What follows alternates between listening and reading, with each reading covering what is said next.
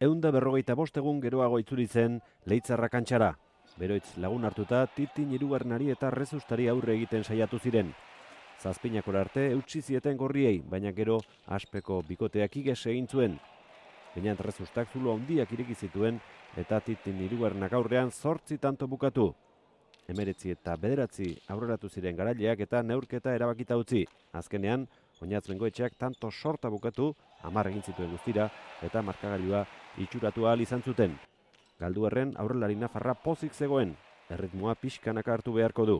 Ni honek oina horitzen ritmo falta, hor atope daudenak beste ritmo bat daukea eta oina hori juiten da, eta kostako zoite hartzen, baina importantena bintzatan kaungi auketera eta hortiken hasita oso pozik eta ilusio handikin.